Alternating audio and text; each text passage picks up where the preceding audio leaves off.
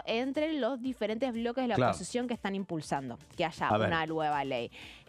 Cuando se convocó la sesión la semana pasada, justo después a que se aprobase el DNU, el acuerdo con el Fondo Monetario Internacional, recuerden que Unión por la Patria termina convocando una sesión, no consigue el quórum, pero había varios proyectos y vos tenés una situación que es Unión por la Patria quiere una prórroga de 2 años de la moratoria, lo mismo quiere la izquierda, pero Encuentro Federal, Democracia para Siempre y algunos sectores de radicalismo están planteando, bueno, un paso intermedio que especulan es más posible de conversar con el gobierno. Me explico, no es lo mismo que avanzar con una moratoria, simplemente con la prórroga de una moratoria, que decir, bueno, buscamos un mecanismo intermedio de alguna manera de mediar a aquellas personas que se encuentran un poco en una situación intermedia. Perdóname, ¿alguna vez planteó este sector en cuánto crecería el déficit o cuál sería el gasto? Te pregunto esto porque cuando se planteaba acá lo que antes señalaba Daniela en torno a, ¿te acordás, Che, que no puede ser que a los diputados los joroben con el mes de enero, que el mes de enero quedó al margen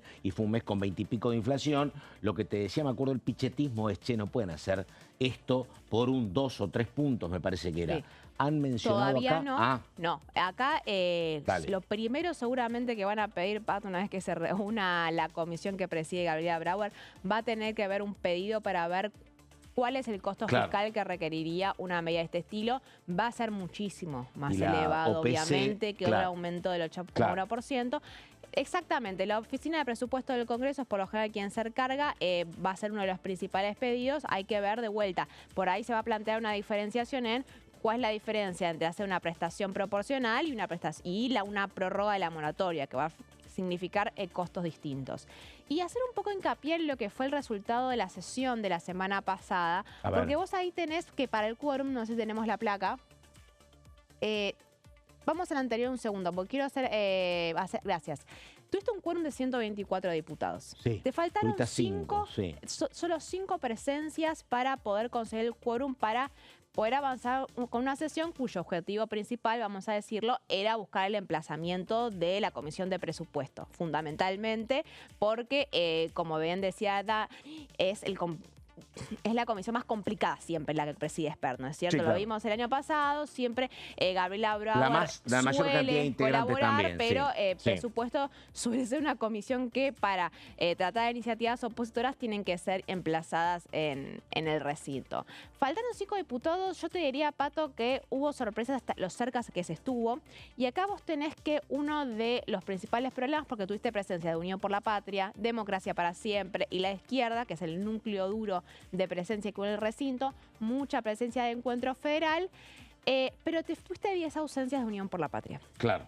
Había muchas ausencias motivadas por temas personales. El sábado. Exactamente, son los 4 catamarqueños que responden a Raúl Jalil, que Cristina hizo referencia en la charla que dio en las Facultades Sociales el día sábado.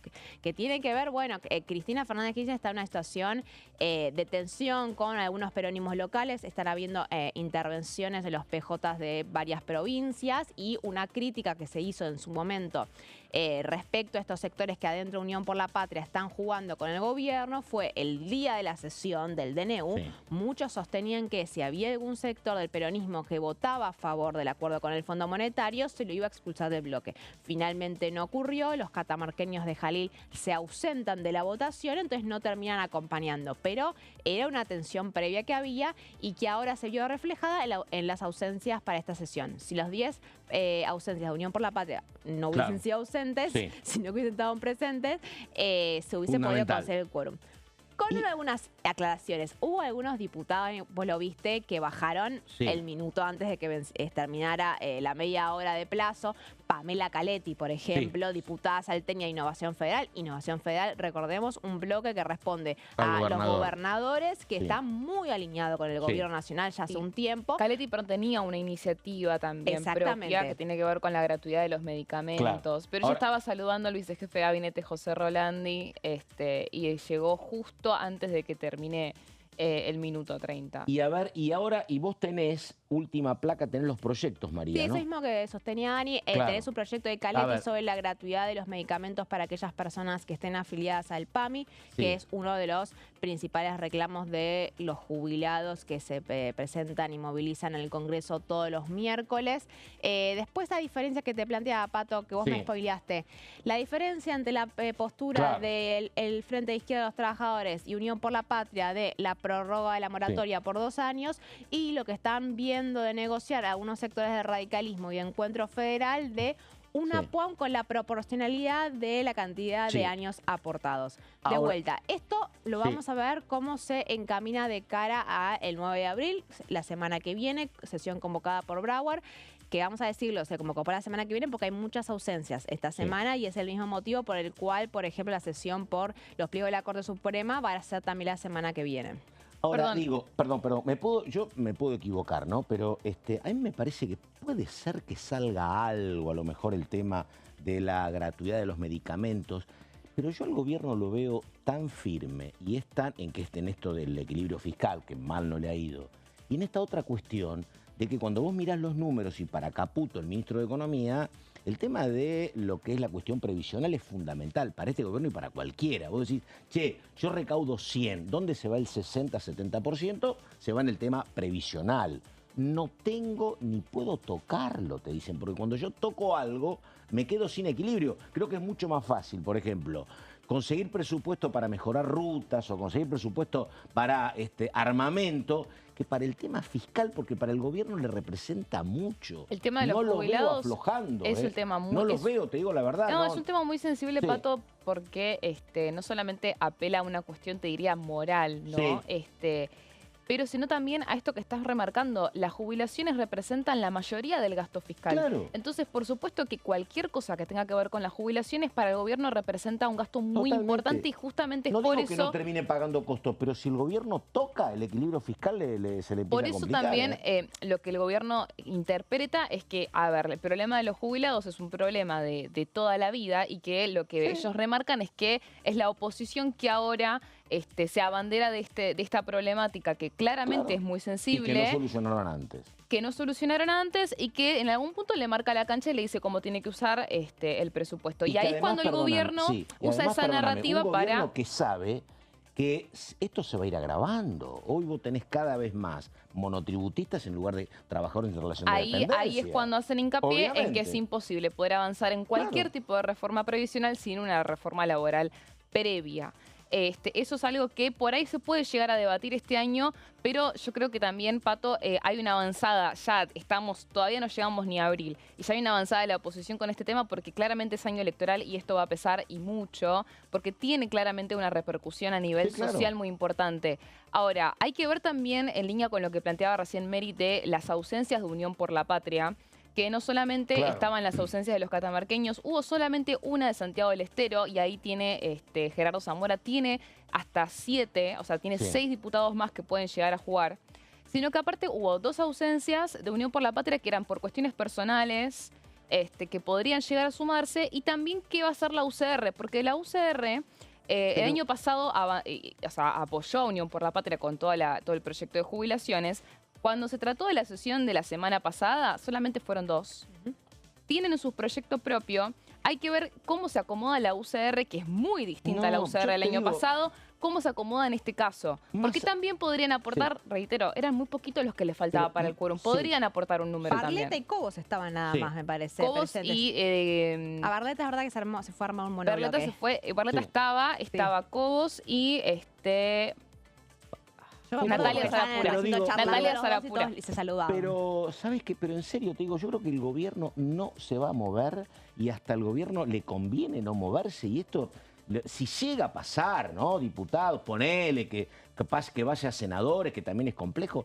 Digo, el gobierno veta y va a estar cómodo vetando, me parece. Ya lo demostró, yo entiendo todo lo que puede pasar a nivel social, que a veces no son costos menores, porque vos tenés problemas, reclamos, incidentes, siempre es muy feo un reclamo de jubilado. Lo decía igual, estamos en un año electoral. Claro, puede ser. Estamos en un año electoral, tuvo su costo para el gobierno el año pasado, el veto al aumento de las universidades y el aumento de los jubilados. Es cierto que la discusión de una moratoria es un debate como representa mucho más dinero, y estamos hablando, a ver, párrafo aparte, en un contexto de los mercados muy delicado, que el DNU con el acuerdo con el Fondo Monetario Internacional terminó dándole cierta tranquilidad, pero que todo el mundo está un poco a la expectativa que la plata de ver no llega cuáles son todavía. las condiciones de acuerdo, con la dificultad del acceso de dólares, se están agotando los dólares que de manera muy exitosa se recaudaron a través del blanqueo. Bueno, entonces se está dando una discusión más amplia. Ahora, en el marco de un año electoral, que la variable de ajuste sea fundamentalmente uno de los sectores más vulnerables de la sociedad, como son los jubilados, bueno, pesa. Pero, claro, está bien. Yo creo, me puedo equivocar, que justamente ellos van a optar por endurecerse, porque te van a decir que hasta acá no les fue mal, pero bueno, nada. Hasta ahora ha sido la postura del gobierno. Por supuesto. Aquí estamos, muy entretenida esta mañana, 11 de la mañana con 28 minutos. Esto es Orden del Día, ya volvemos.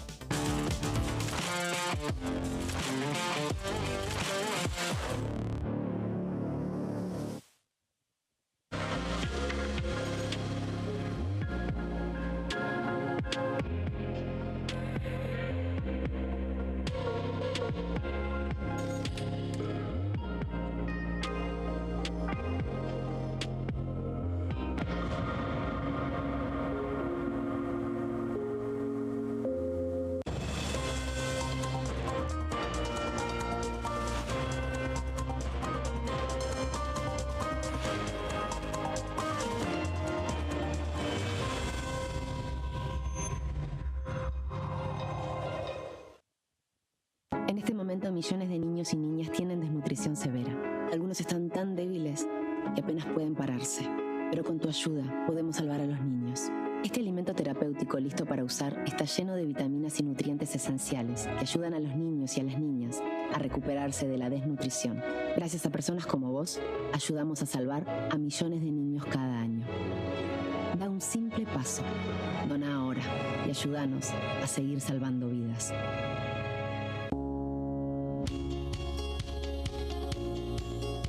Cuando un proyecto de ley ingresa a la Cámara de Diputados, ya sea creado por un legislador, enviado por el Poder Ejecutivo o producto de una iniciativa popular, se trata primero en las comisiones correspondientes para luego ser tratado en el recinto por los diputados. Las comisiones son el ámbito de análisis y debate sobre los proyectos de ley conformadas por legisladores de distintos bloques. Hay 23 comisiones especiales que tratan temas específicos como el atentado de la AMIA y 45 permanentes que tratan temas vigentes como educación y salud. Un diputado puede formar parte de varias comisiones. Cada comisión se compone de un presidente, un vicepresidente y de 3 a 5 secretarios. La duración de los miembros de las comisiones permanentes y especiales es de 2 años. Para que la comisión funcione debe tener quórum, es decir, un mínimo de 15 y un máximo de 31 a 49 diputados. Las autoridades son elegidas por los propios integrantes de las comisiones, que a su vez son elegidos bajo consenso por sus propios bloques. Para que un proyecto sea tratado en el recinto, debe contar con el apoyo de la mayoría de los integrantes de esa comisión. Al finalizar una reunión de comisión, se dictamina sobre la pertinencia de tratar el proyecto en el recinto. El dictamen propone una resolución o decisión sobre una o varias iniciativas o proposiciones.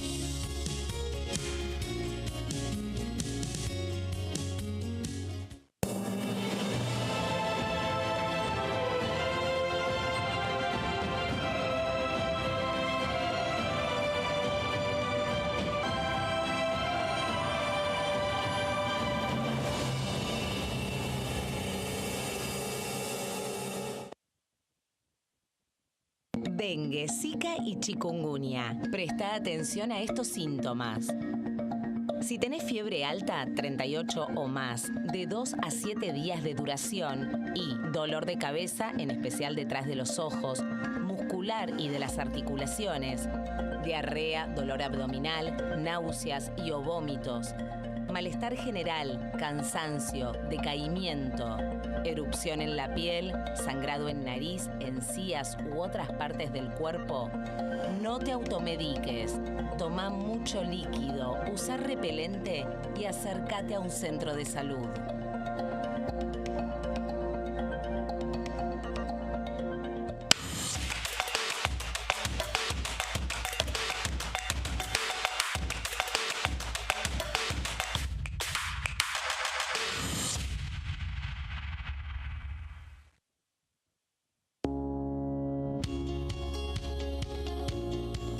La Cámara de Diputados tiene 257 miembros.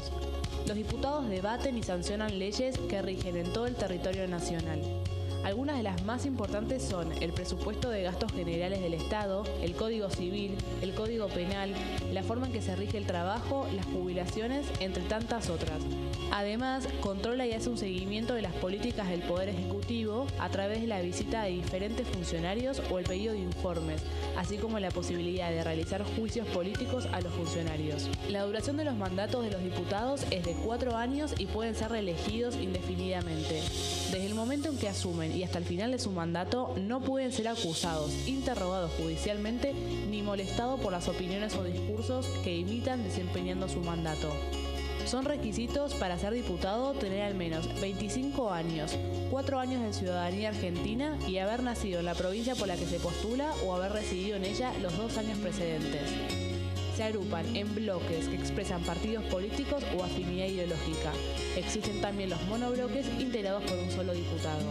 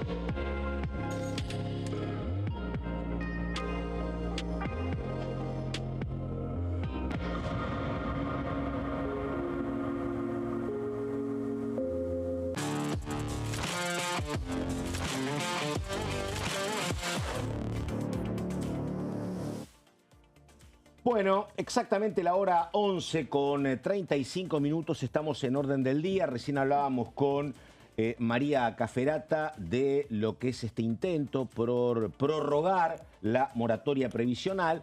Y ahora vamos con Daniela a un tema absolutamente de coyuntura a partir de que hoy es 25 de marzo. Ayer se recordó el aniversario número 49 del golpe y la dictadura militar del 24 de marzo del 76. Esta vez no fui, pero todos los presentes dicen que fue una concurrencia importantísima, tal vez récord en muchos años.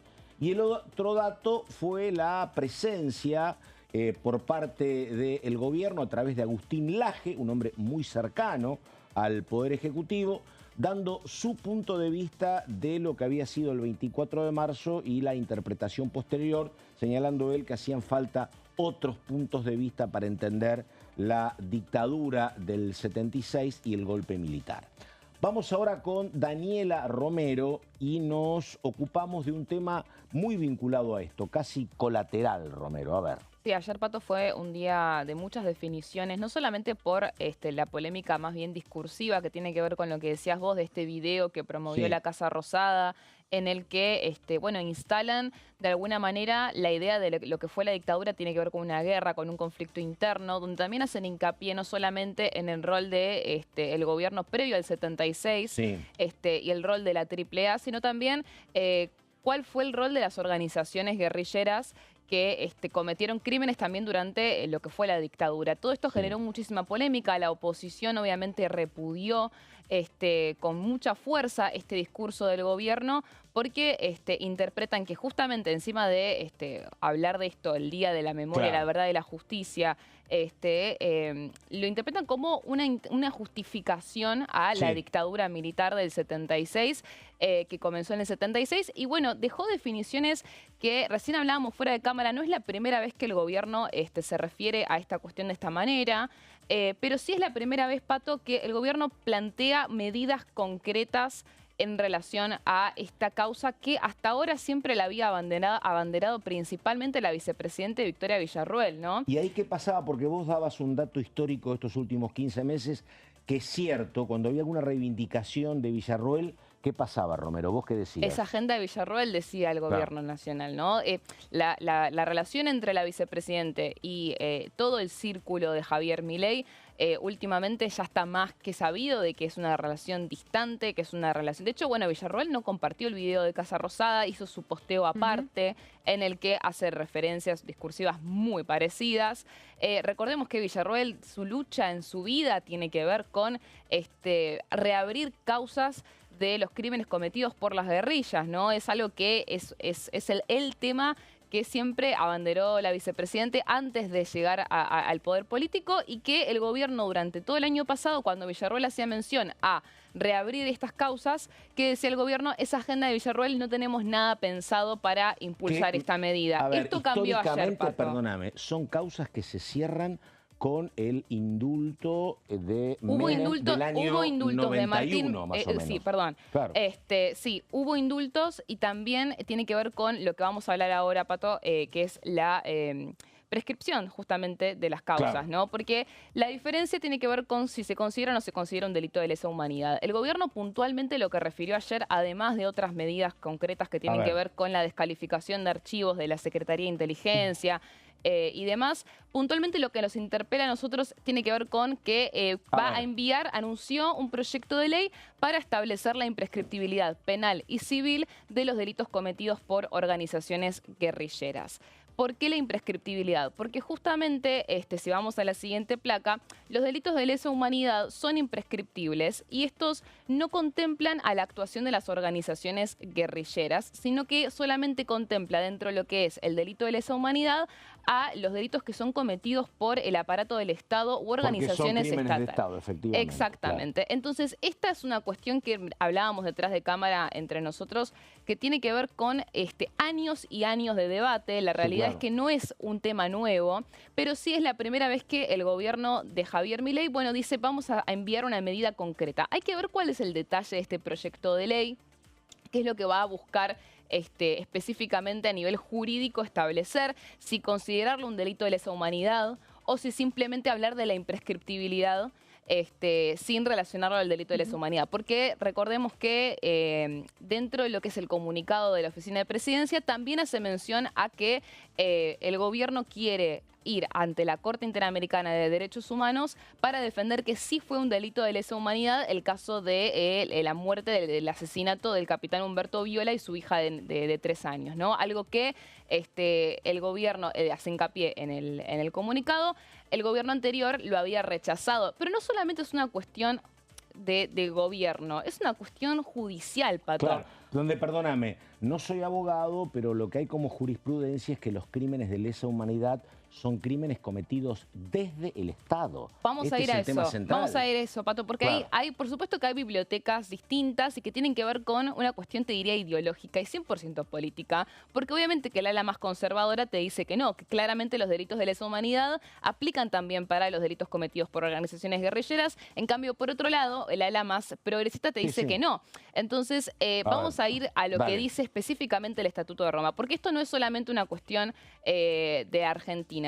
Tiene que ver con fallos internacionales, tiene que ver con historia internacional que surge a través de lo que fueron los juicios después de la Segunda Guerra Mundial. El Estatuto de Roma principalmente dice, en el artículo 7, cuando se refiere a crímenes de lesa humanidad, que son crímenes que tienen que ver con un ataque generalizado o sistemático contra una población civil con conocimiento de dicho ataque. Si bien no hace mención a si tiene que ver con un aparato del Estado o no, ya a partir del hecho de que dice contra una población civil, se asume primero y principal que si es contra una población civil sería a partir del Estado, pero también contra una población civil. Acá se pone en juego otro tema muy importante, que es las causas que son contra militares. ¿Se podría considerar a los militares como población civil?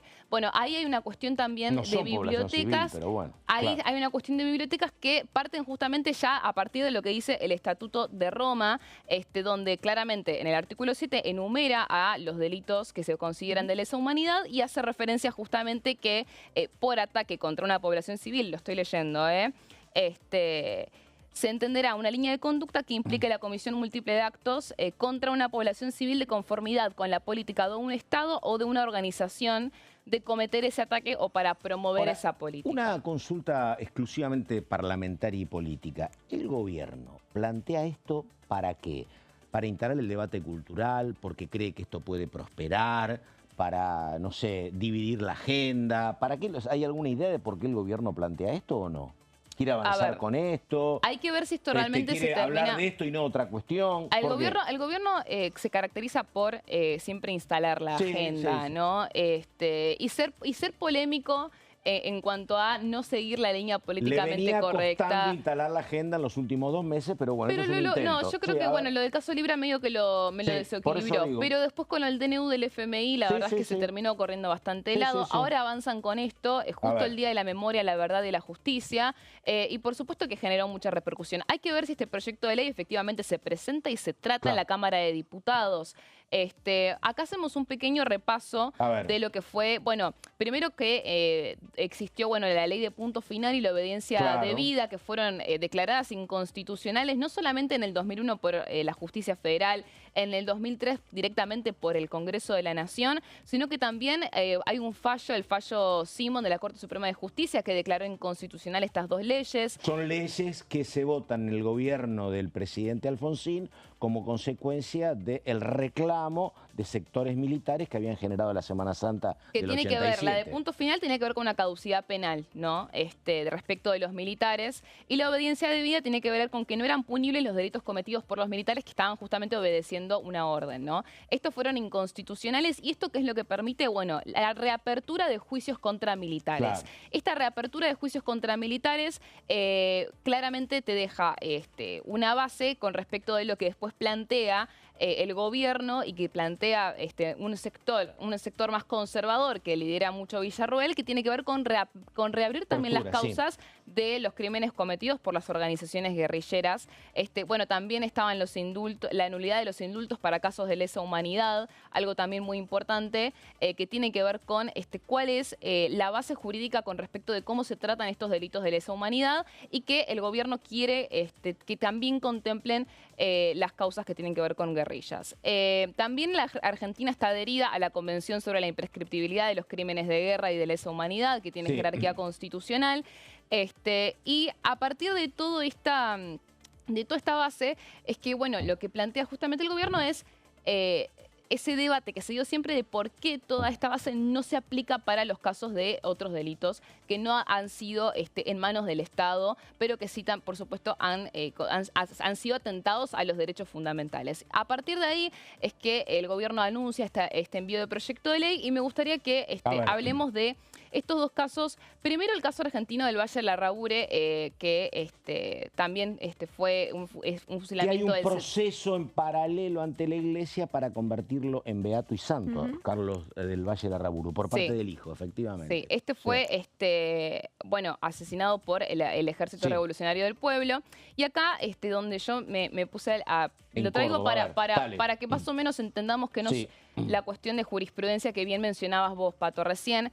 Primero, en el 2007, el juez Claudio Palacín, de la Cámara Federal de Rosario, si no me equivoco, había buscado que se reabra esta causa con el alegato muy parecido al del gobierno, que tiene que ver con que los delitos de lesa humanidad cometidos fueron delitos de lesa humanidad cometidos en un contexto de conflicto armado interno. Este fue el alegato que había planteado este juez, pero que después el Procurador General de la Nación en ese momento, Esteban Rigi, lo rechazó y también había enviado un instructivo para el resto de los fiscales que básicamente defienden que no se da un contexto de crimen de guerra y que es necesario distinguir justamente los crímenes que son contra la humanidad de los delitos comunes, porque tiene que haber necesariamente una participación del Estado. dentro de lo que son los delitos cometidos por funcionarios o por agentes no estatales, actuándose en conformidad de la política de un Estado también. Esta definición conceptual de los crímenes contra la humanidad es no solamente, como decíamos, a nivel local, sino que es a nivel internacional, y en todo lo que es el fallo de este fiscal se refiere muchísimo a lo que tiene que ver justamente con el Estatuto de Roma, lo que tiene que ver con los juicios de Nuremberg y fallos de la... Sí, perdón, Pato. No, dale, termina. No, que tiene que ver con una jurisprudencia no solamente local, sino que también internacional. Y esto, perdóname, ¿esto va a ingresar algún proyecto del Ejecutivo sobre este tema o no? ¿Para estos días? A ver, vos hacías una pregunta, decir que era parlamentaria, pero en realidad me parece que es más política que parlamentaria, que tiene que ver con... hay una postura que adopta el Gobierno Nacional a la mañana del 24 de marzo de equiparar de alguna manera los crímenes cometidos por los grupos guerrilleros y los grupos cometidos por parte del terrorismo de Estado. Javier Milei, en su momento se habla de la posibilidad de también declarar imprescriptibilidad, pero como bien está repasando Dani, no hay una ley, no está la jurisprudencia la sostiene, entonces el Gobierno sostiene, bueno, no vamos a presentar nosotros, porque... por obvios motivos, el Poder Ejecutivo no puede tipificar delitos. Entonces, hay una decisión de, bueno, efectivamente no se puede enunciar de esta manera, hay que presentar un proyecto de ley que va en el marco de... un discurso que ya lo habíamos visto el año pasado de parte de Javier Milei, en uno de los discursos que da también en el marco del 24 de marzo, que son líneas discursivas muy similares a las que se escucharon en su momento de parte de la defensa de los comandantes en el juicio de la Junta, ¿no es cierto? El marco general de clima de guerra que había, en el cual se cometieron determinados excesos. Particularmente el caso del asesinato de Viola es una constante que se viene trayendo hace más de 20 años cada vez que se quiere hablar sobre los crímenes cometidos por la guerrilla. Porque fue muy doloroso, fue un domingo a la mañana. Una nena de 3 años. Exactamente. Una nena de 3 ingresaba a la casa de sus padres en Tucumán. Exactamente. Hubo 6 condenados igual por el caso exactamente. Pero vamos a una relación. En 1979 son condenadas 4 personas por este crimen. 4 personas que... termina en ese momento el gobierno ya de la dictadura, son confesiones que se adquieren a través de torturas. Hay un menor de edad, incluso involucrado, y por eso es que después se cuestiona esa misma condena que se ejerció a través de las torturas. Pero siempre el argumento que fue en el marco de esta discusión jurídica que se da hace ya varios años, yo recordaba en el 2016, durante el gobierno de Mauricio Macri, también se plantea la posibilidad de ir a la Comisión Interamericana de Derechos Humanos para reabrir esta causa que fue condenada a cadena perpetua en su momento. Pero el caso de Viola, por las connotaciones que tiene de vuelta por el asesinato de Ana 3 años, se viene trayendo sistemáticamente, y como bien menciona Dani, particularmente por el centro de estudios que creó la propia Victoria Villarruel, que ha estado muy encima de este caso, particularmente del asesinato de Viola. ¿No? Exactamente. Que hasta acá era gente de Villarruel y ahora hay como una simbiosis. Sí, pero está el caso Viola, que justamente lo que recién mencionaba Mary, es algo que en el propio comunicado del gobierno, el gobierno habla del caso Viola como una especie de, bueno, vamos a reabrir esta causa, vamos a tomar el pedido de la familia y vamos a ir a la Corte Interamericana de Derechos Humanos para defender que sí fue un delito de lesa humanidad, a diferencia de lo que hizo otros gobiernos. Pero también es una realidad que no es solamente el caso Viola, hay muchísimos hechos de este tipo. El de Larraure que estábamos recién mencionando, justamente el fallo del fiscal tenía que ver con que lo que decía que las organizaciones guerrilleras no son una autoridad de facto sobre un territorio, porque es una organización criminal en un estado que todavía ejerce el poder sobre un territorio. Entonces no sería que la organización hace un golpe, sería distinto si hay un golpe de estado a través de una organización, por ejemplo. Ahí sí podría considerarse de facto. En este caso, como todavía estaba el Estado teniendo poder sobre el territorio, entonces no se podría considerar como tal. Entonces, estos fallos que están, reitero, contemplados en el Estatuto de Roma de la Corte Penal Internacional, también tienen que ver con otros hechos. Por ejemplo, en el 2003 hubo una ratificación de María Servini con respecto de que no es considerado un delito de lesa humanidad. Ella en el Juzgado Federal número 1 de la Ciudad Autónoma de Buenos Aires en reclamo por un atentado a la Superintendencia de Seguridad Federal el 2 de julio de 1976 que se le atribuye a Montoneros. Es la destrucción de lo que es la jefatura de policía. También, entonces, hay una cuestión que, como bien decía recién Mary, es una cuestión que ya te diría desde jurisprudencia, no solamente local, sino internacional, y que justamente el gobierno lo que busca hacer es una medida concreta que modifique esta situación.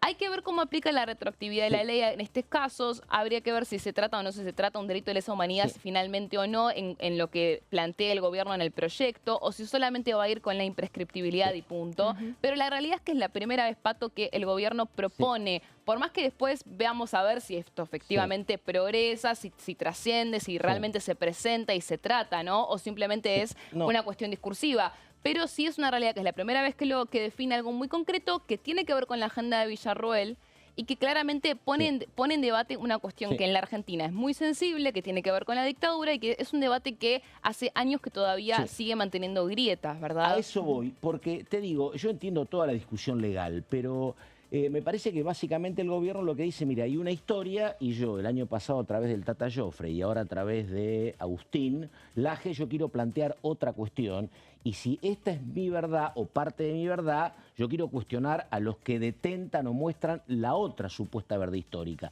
¿El otro sector quién sería? ¿Sería el peronismo? ¿Sería la dirigencia política? ¿Sería la casta? ¿Dónde se pretende empoderar el gobierno? Que te dicen, el discurso de Laje tuvo 14 millones de vistas. ¿A dónde apuntan? Esta es mi verdad y yo con esto confronto con quiénes.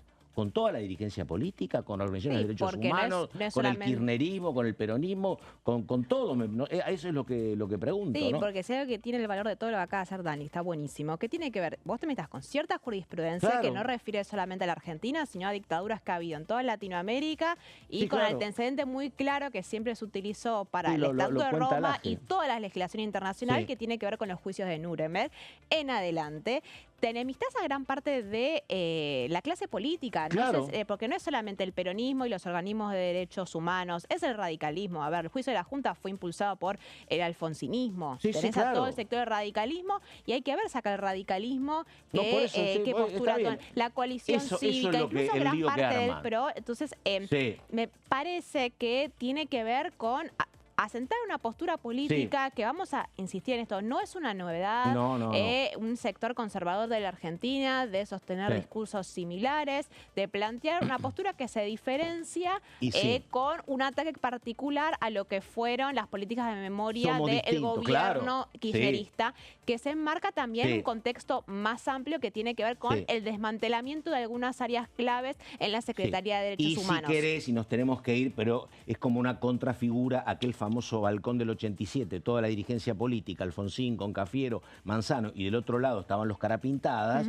Digo, nosotros estamos superando eso, queremos otra cosa. Bueno, el gobierno defiende mucho que la situación de la dictadura, el tema toda la cuestión de los derechos humanos, en algún punto también lo que defiende el gobierno se utiliza por la política para hacer justamente una línea discursiva, ¿no? Y ahí el gobierno lo que marcaban de ayer, por ejemplo, que fue una marcha masiva, es que fue una marcha política en el sentido de que tiene que ver con que la oposición o los partidos opositores se estarían agarrando de la lucha o del reclamo, que en realidad es una cuestión que tiene que ver con derechos humanos fundamentales, para justamente hacer campaña. Hablan del curro de los derechos humanos. Hay una instalación de ahí que tiene que ver con cómo se manejó el kirchnerismo para justamente ampararse en la cuestión de la dictadura para hacer política. Eso es lo que ellos recriminan, lo que ellos de alguna forma quieren luchar con toda esta narrativa. Y a partir de ahí es que enviaron ese comunicado, ese video.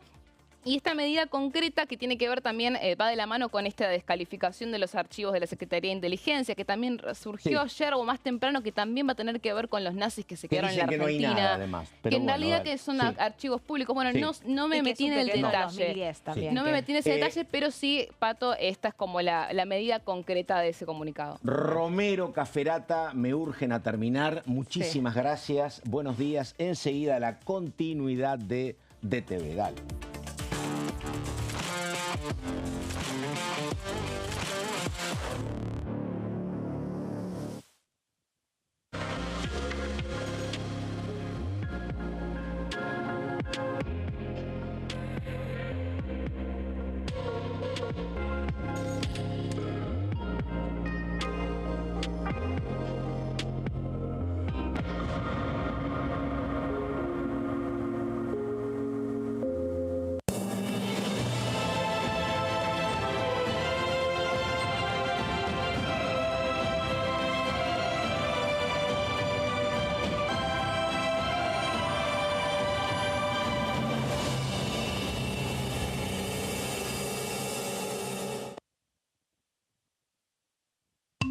diferencia hay entre la Cámara de